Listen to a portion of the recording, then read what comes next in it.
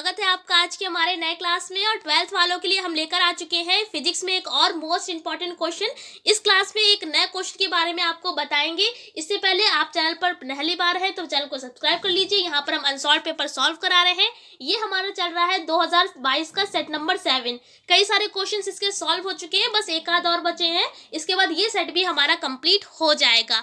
तो अगर आपने नहीं देखे हैं क्लासेस इसके, तो आप इसकी अलग से प्लेलिस्ट बनी हुई है, वहां पर जाकर किसी भी क्वेश्चन को बहुत आसान तरीके से ढूंढ सकते हैं। फिलहाल इस क्लास में एक नया क्वेश्चन है, पहले इसको पढ़ते हैं, फिर इसके बारे में आपको समझाते हैं।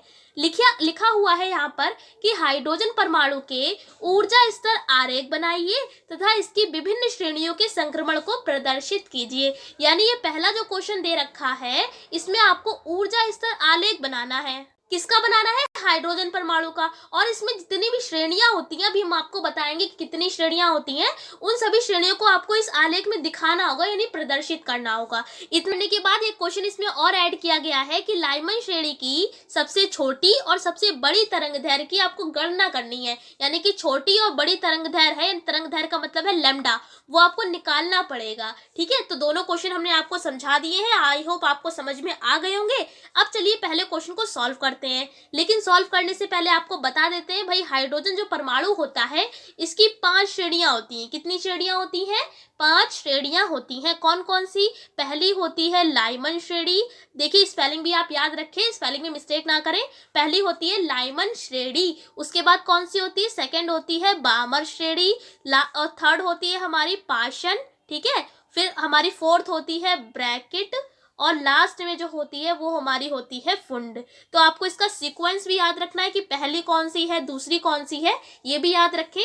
तो आपको ग्राफ बनाने, अभी जो ऊर्जा स्तर आलेख बनेगा वहां पर आसानी रहेगी। यहाँ पर क्या होगा? सबसे पहले लाइमन, बामर, पाशन, ब्रैकेट और फुंड। ठीक है, साथ में याद करिए। पहली लाइमन, दूसरी बामर, तीसरी पाशन, चौथी ब्रैकेट और पांचवी फुंड। ये क्या है? श्रेणियां हैं। किसकी श्रेणियां हैं? हमारी हाइड्रोजन परमाणु की। तो आपको सबसे पहले ये सारी श्रेणियां जो है किसमें दिखानी पड़ेगी?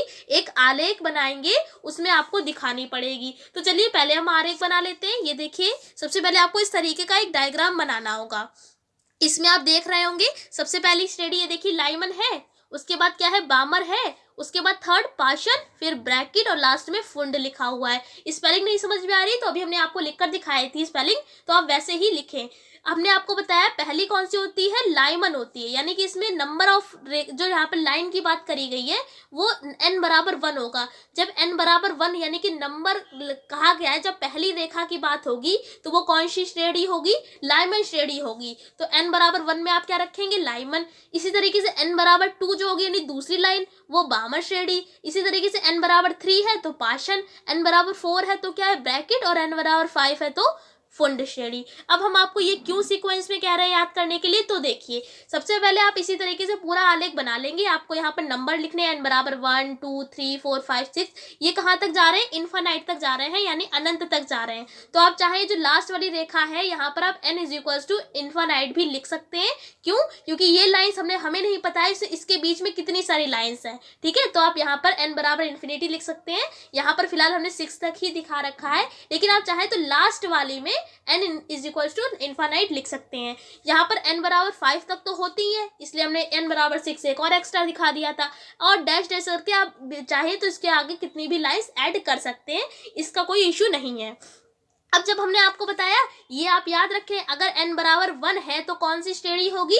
लाइमन श्रेणी होगी। यानी जब आप इसका ऊर्जा स्तर आलेख बनाएंगे तो कहाँ से बनाएंगे? पहली वाली लाइन से लेकर कहाँ तक बनाएंगे? बिल्कुल अनंत तक बनाएंगे। मतलब सारी लाइंस जो है वो कहाँ पर टच करेंगी? बिल्कुल लास्ट वाली लाइन पर।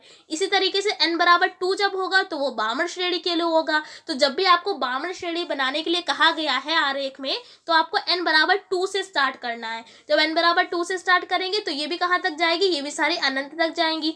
इसी तरीके से थर्ड, फोर्थ और फिफ्थ, ये पांचों ही ऐसी ही हैं। बस आपको सीक्वेंस याद रखना है कि अगर आप पहली लाइन की बात कर रहे हैं तो वो लाइमन है, दूसरी लाइन की बात कर रहे हैं तो वो बामर है, तीसरी की तो पाशन, चौथी की तो ब्रैकेट और पांचवी की तो फुंड की बात की जा रही है। तो समझ में आपको आ गया किस तरीके से आलेख बनाना है।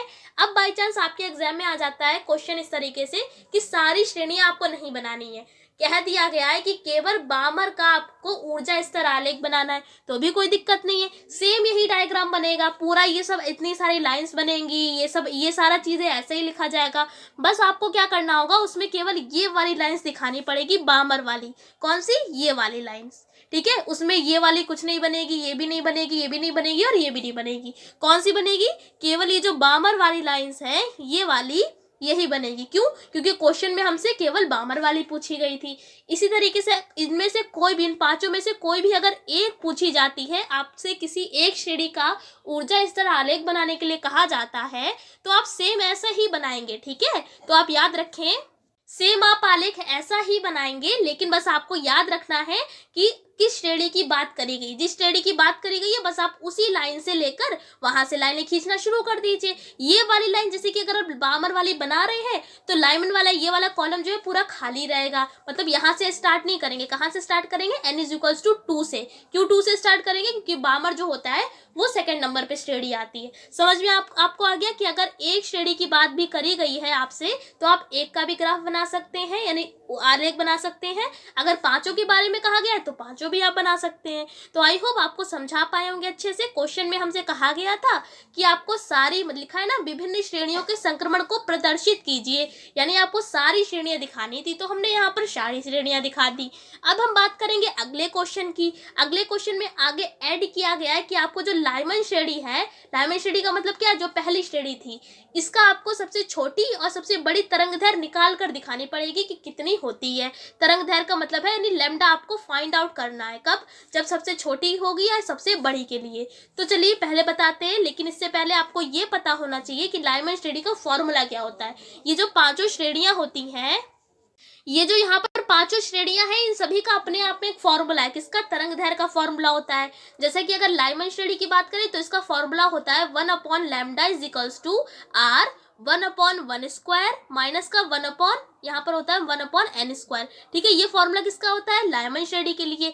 अगर बामर श्रेणी की बात आती है तो सेम फॉर्मूला यही होता है, बस बामर है तो यहाँ पर 1 की जगह क्या आ जाता है? 2 आ जाता है। अगर पाशन है तो यहाँ पर क्या आ जाता है? 3 आ जाता है।